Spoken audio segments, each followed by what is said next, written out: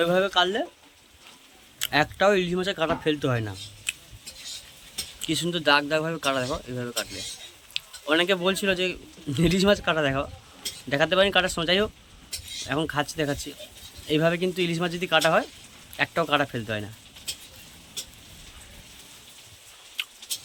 টাটকা মাছের টেস্টটাই সম্পূর্ণ অন্যরকম, দারুণ খেতে, একবারে সুস্বাদু খাওয়ার জন্য। ইলিশ মাছের ভাজা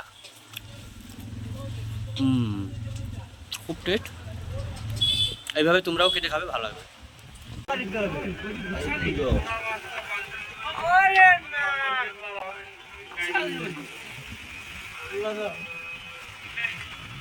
এই মুহূর্তে আমাদের জাল কিন্তু সামনেই ফেলানো হয়েছে জাল, আর আমাদের নৌকা এখন চলছে স্রোতের দিকে।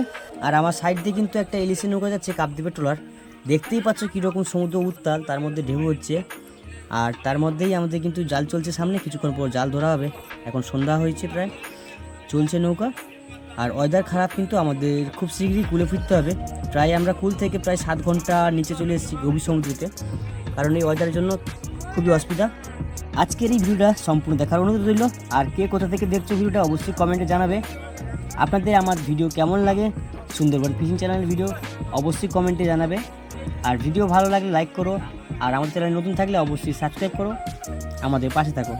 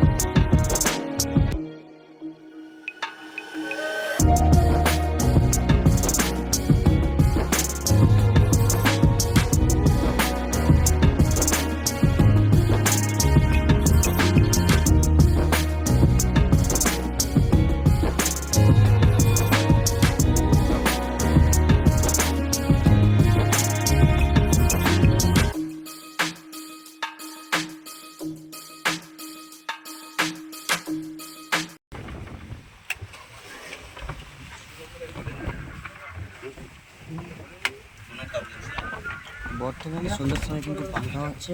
এই মুহূর্তে পান টান খাওয়া হচ্ছে, দেখতে পাচ্ছি পান ভাঙছে।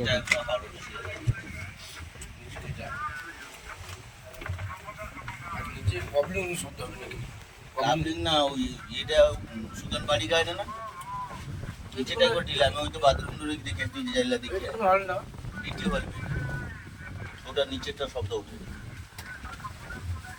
আগে উঠতে।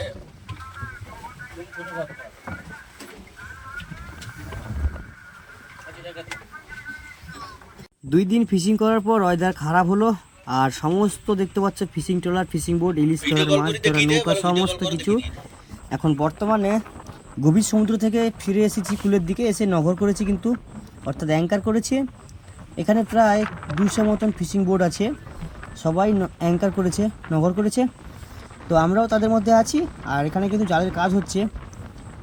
2 দিন ধরে আমাদের কিন্তু এখানে থাকছি, তারপরে কিন্তু মাছের খবর হলেই কিন্তু এখান থেকে বার হয়ে যাবো আবার। পাশাপাশি সমস্ত ফিশিং ট্রলারগুলো দেখতে পাচ্ছ।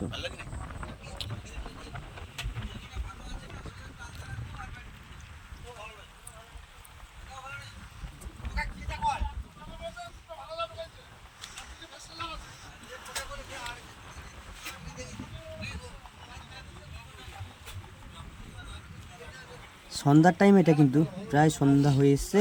বিকেলবেলা চাটা খাওয়ার পরে সামনের দিকে এগোচ্ছি, ভিতরে কেউ নেই, সামনে জালের কাজ হচ্ছে। পরের দিন সকালবেলায় কিন্তু আমরা আমাদের নৌকো ঘাট নিয়ে চলে এসেছি, কারণ ওয়েদার খারাপ, কতদিন এই ওয়েদার থাকবে তার ঠিক নেই, সেই কারণে চলে এসেছি। আর ঘাটে এসেই আমরা কিন্তু নৌকা তো 3 জন আছি, ইলিশ মাছ কাটছি এখন। নৌকোতে ইলিশ মাছ খাওয়া হবে, 3 জনের জন্য রান্না হচ্ছে। এখন ইলিশ মাছ ভাজা রেডি, দুপুরে রান্না খাওয়া দাওয়া হবে। ইলিশ মাছের এদিকে ভাজা হয়েছে, এগুলো সব ইলিশ মাছের ভাজা। আর যে কড়াই তেল চলছে, গোপালদা রান্না করছে, আলু ভাজা হয়েছে। এটা হচ্ছে 3 জন খাবো, 3 জনের ইলিশ মাছ, 7 পিস ইলিশ মাছ 3 জন। ঠিক আছে, কোনো ব্যাপার নেই। আর ইলিশ মাছটা এই যে একটা ভাজা খাই, আমি দেখাই খেতে কীরকম লাগে। আর এটা হলো কি কাঁকড়ার ডিম, এটা কাঁকড়ার ডিম। এই যে ইলিশ মাছটা, এই যে ইলিশ মাছটা ঠিক এইভাবে কিন্তু কাটলে ইলিশ মাছের যে ভিতরে কাঁটা থাকে একটাও কাঁটা কিন্তু ফেলতে হয় না, পুরো কাঁটায় চিবিয়ে খাওয়া যায় যদি এইভাবে কাটো। এইভাবে কাটলে একটাও ইলিশ মাছের কাঁটা ফেলতে হয় না। কি সুন্দর দাগ দাগভাবে কাটা দেখো এইভাবে কাটলে। অনেকে বলছিল যে ইলিশ মাছ কাটা দেখাতে পারিনি কাটার সময়, যাই হোক এখন খাচ্ছি দেখাচ্ছি। এইভাবে কিন্তু ইলিশ মাছ যদি কাটা হয় একটাও কাঁটা ফেলতে হয় না। টাটকা মাছের টেস্টটাই সম্পূর্ণ অন্যরকম, দারুণ খেতে, একবারে সুস্বাদু খাওয়ার জন্য। ইলিশ মাছের ভাজা খুব টেস্ট।